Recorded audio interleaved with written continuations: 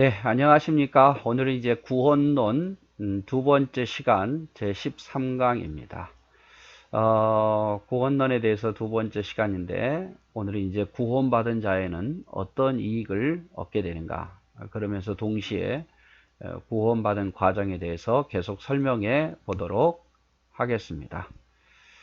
자, 이제 32번. 효력 있는 부르심을 받은 자들은 금생에 무슨 이익이 있는가? 성령께서 효력 있는 부르심을 한다 그랬잖아요. 내적 부르심. 그래서 성령께서 우리를 부르시면 반드시 그 부르심에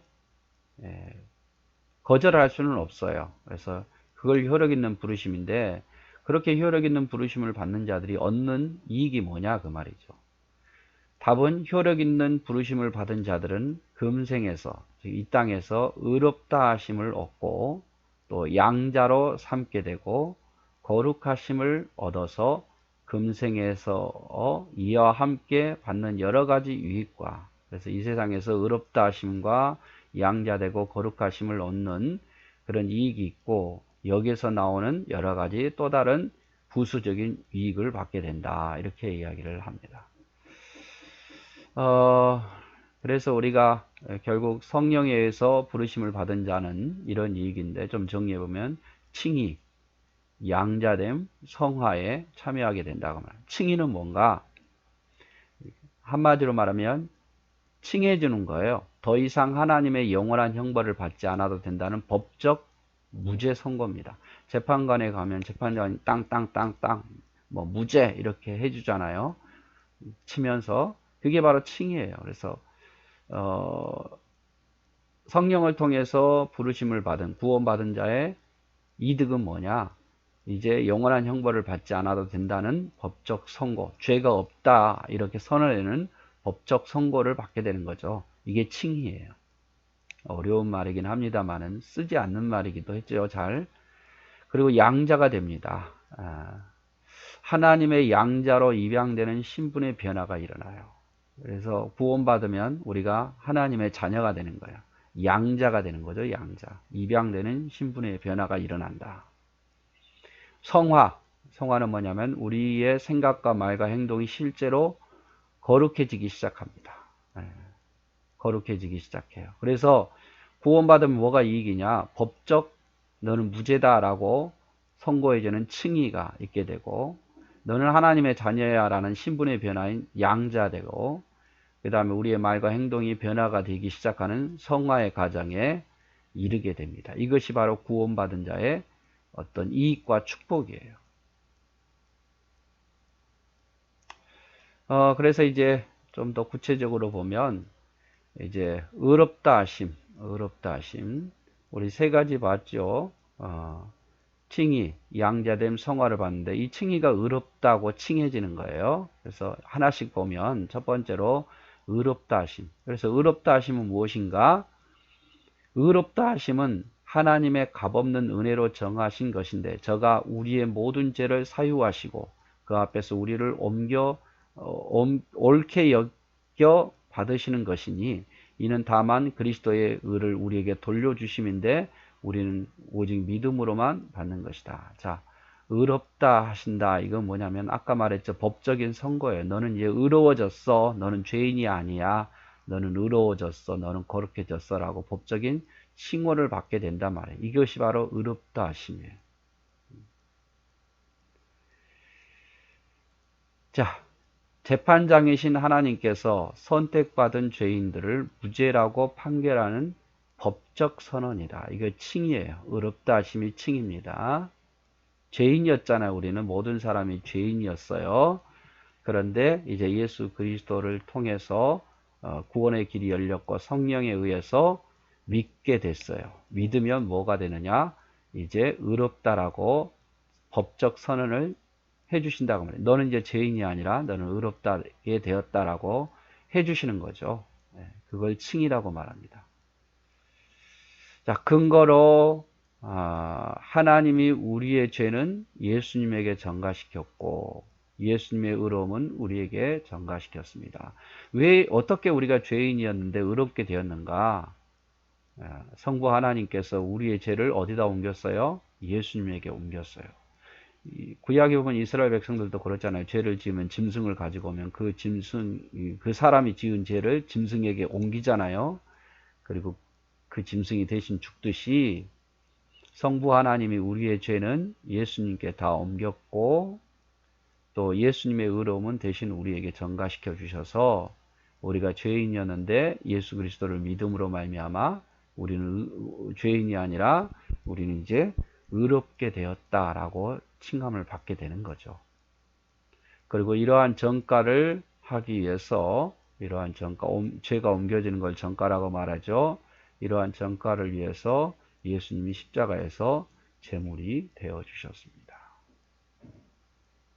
여러분 맥을 잘 잡으셔야 돼요. 자, 구원받으면 이익이 뭡니까? 칭의. 이 칭의는 뭐냐면 우리를 의롭다고 칭해 주는 거예요. 이러한 복이 있는 거예요. 자, 로마서 3장 24절에 보면 그리스도 예수 안에 있는 구속으로 말미암아 하나님의 은혜로 값없이 의롭다 하심을 얻은 자들이 되었느니라. 그리스도 예수 안에 있는 구속으로, 예수님의 구속으로 말미암아 하나님의 은혜로, 성령에 의해서 하나님의 은혜로 값없이 의롭다. 너는 죄인이 아니라 의롭다 하심을 얻는 자가 되었다. 누가요? 저와 여러분이. 다음 로마서 5장 21절 하나님이 죄를 알지도 못하신 자로 우리를 대신하여 죄를 삼으신 것은 우리로 하여금 저희 안에서 하나님의 의가 되게 하려 하심이라. 즉 죄를 알지도 못하신 예수님을 십자가에 못 박히게 하신 것은 우리가 의로운 자가 되게 하기 위해서 했다. 이렇게 해석을 하시면 될 것 같아요. 갈라디아서 2장 16절 사람이 의롭게 되는 것은 율법의 행위에서 난 것이 아니요 오직 예수 그리스도를 믿음으로 말미암은 줄을 아는 거로 우리도 그리스도 예수를 믿나니 이는 우리가 율법의 행위에서가 아니고 그리스도를 믿음으로 어떻게 의롭다함을 얻게 하려 함이라. 율법의 행위로는 의롭다함을 얻을 육체가 없느니라. 그래서 예수 믿으면 좋은 게 뭐라고요? 의롭게 되는 거예요. 의롭다함을 받는다라는 법적인 선언을 칭의라고 말합니다. 칭의라고. 그 다음에 예수 믿으면 좋은 거 두 번째 뭐냐면 양자가 되는 거예요. 그러면 양자로 삼는 것은 무엇을 의미하는가? 이렇게 질문하죠. 자, 양자로 삼는 것은 하나님의 값없는 은혜로 정해진 것인데 이로써 우리를 하나님의 자녀의 수요 중에 들게 하시고 그 모든 특권을 누리게 하는 것이다. 이렇게 표현합니다. 두 번째 예수 믿으면 좋은 게 뭐냐? 양자가 되는 거예요. 양자가. 자, 양자됨이란 마귀의 자녀였던 우리가 그리스도를 믿는 믿음 안에서 하나님의 자녀로 신분이 변화되는 것입니다. 요한복음 1장 12절 영접하는 자 곧 그 이름을 믿는 자들에게는 하나님의 자녀가 되는 권세를 주셨으니 이 말씀이죠. 그래서 양자됨이란 도대체 뭔가? 마귀의 자녀였어요, 우리가. 그런데 예수를 믿음으로 성령의 도움에 의해서 예수를 믿음으로 하나님의 자녀로 되었다. 이것이 바로 양자됨이죠. 자, 양자된 자들은 하나님의 보호를 받게 되고 하나님을 아버지라고 부를 수 있게 되었습니다. 그래서 양자되는 것은 아버지니까 아버지가 우리를 보호하시고 우리도 아버지라고 부를 수 있게 된 거죠. 하지만 그리스도의 아들 되심과 우리의 아들됨은 다릅니다. 예수님도 아들이고 우리도 아들이니까 이제 쌤쌤이네 아니라는 거죠. 예수 그리스도는 성부와 본질이 동일한 아들이에요. 그렇죠? 그러나 우리는 그리스도 때문에 하나님의 양자로 입양된 아들이에요. 원래부터 아들이고 우리는 입양된 아들이고. 그래서 예수님이 신이지만 우리는 신이 된 건 아니죠. 아들이라고 다 신이 된 건 아니에요. 그래서 예수님의 아들됨과 우리 아들됨은 다르다 그 말. 우리 입양된 아들이고 양자죠. 본래부터 예수님은 아들이셨다 그 말이죠. 요한일서 3장 1절 보라 아버지께서 어떠한 사랑을 우리에게 주사 하나님의 자녀라 일컬음을 얻게 하셨고 우리가 그러하도다. 그러므로 세상이 우리를 알지 못함은 그리스도를 알지 못함이라. 우리를 하나님의 자녀라 일컬음을 얻게 하셨다. 이게 양자됨이죠. 요한복음 1장 12절 영접하는 자 곧 그 이름을 믿는 자에게는 하나님의 자녀가 되는 권세. 이게 양자됨입니다. 자, 마지막 세 번째 믿으면 좋은 축복이 뭡니까? 거룩하게 된다. 그러면 거룩하게 하신 것이란 것은 도대체 무슨 의미인가? 거룩하게 하신 것은 하나님의 값없는 은혜의 역사인데 이로써 우리가 하나님의 형상을 쫓아 온 사람이 새로워짐을 얻고 점점 죄에 대해서는 죽고 의에 대해서는 능히 살게 하는 것이다. 여러분, 거룩하게 된다는 것은 점점 깨끗하게 된다 그 말이죠. 그래서 거룩하게 하심이라는 것은, 거룩하게 하심은 신학적으로 성화라고 말하죠. 칭의와 양자, 우리가 앞에서 봤는 의롭다 하신 칭의와 하나님의 자녀가 되는 양자는 믿는 즉시 일어나는 일이에요. 그리고 처음부터 완전한 거예요. 더 이상 뭐 발전한다든지 이런 건 아니에요. 칭의와 양자는. 그러나 성화는 평생에 걸쳐 진행되어 가는 과정이고 완전을 향해 점점 나아가는 거예요. 그래서 우리가 예수 믿어도 처음부터 다 거룩하게 되는 건 아니죠. 조금씩 예수 믿으면서 바뀌어가고 그 마지막 완성은 부활할 때 가능한 거죠. 이것이 바로 성화예요. 거룩하게 하심. 칭의와 성화는 법적인 관계인 변화이지만, 그렇죠? 성화는 실제적인 변화예요. 우리의 행동으로 나타나게 돼 있어요. 우리의 말에서, 우리의 생각에서, 우리 행동에서 실제적으로 사람이 볼 수 있도록 나타나는 거죠. 칭의와 성화는 실제적으로 우리가 볼 수 있는 건 아니에요. 그냥 하나님 법적인 선언이니까. 그러나 성화는 우리가 볼 수 있게끔 나타난다 그 말이에요. 성화는 두 부분에서 변화가 일어납니다. 그럼 성화는 어떤 부분에서 일어나는가? 하나는 죄를 점점 미워하게 되는 것이고 하나는 점점 선을 사랑하게 되는 겁니다. 그래서 여러분, 우리가 변화되면 뭐가 바뀌느냐?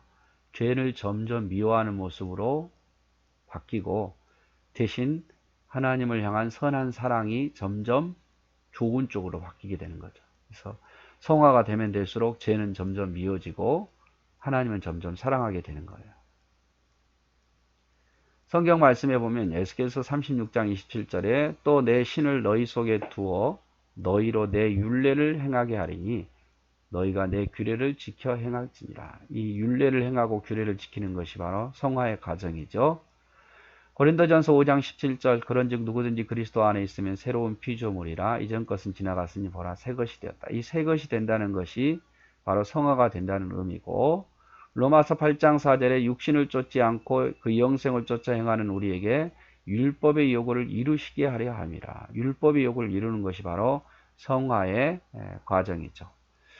다시 한번 좀 어렵지만 정리해 보면 우리가 예수 믿어서 좋은 게 뭐냐, 이 생에서 유익이 뭐냐, 효력 있게 부름받아서 유익이 뭐냐, 그 세 가지 말씀을 드렸죠. 칭의, 너는 의롭다라고 칭함을 받게 되고 또 하나님의 자녀가 되는, 입양되는 양자 되는 축복이 있게 되고 또 거룩하게 되는 시작이 성화에 참여하게 된다, 이렇게 말씀을 드렸습니다. 그래서 의롭게 되는 것은 재판장이신 하나님께서 죄인이었는데 우리를 무죄라고 선언해 주는 것, 이것이 바로 의롭게 되는 것이고, 또 양자가 된다는 것은 우리가 하나님의 자녀로 되어서 하나님을 아버지라고 부를 수 있게 되고 하나님의 보호를 받게 되는 것이고, 그리고 맨 마지막에 거룩하게 된다는 것은 우리가 점점 완전을 향해서 주님 닮아간다는 거죠. 그런데 이제 칭의와 성화는 어떻게 보면 믿는 즉시 일어나는 거지만, 처음부터 완전한 거지만 거룩하게 되는 것은 점점 변화되는 거예요. 그러게 이 점점 변화되는 모습이 바로 죄를 미워하게 되고 더 미워하게 되고 점점 하나님을 사랑하게 된다는 것입니다. 네, 오늘 또 어려운 부분을 여러분 했습니다. 자꾸 여러분 자주 들으시고 보시면 아마 조금씩 이해하리라고 생각되어집니다. 수고하셨습니다.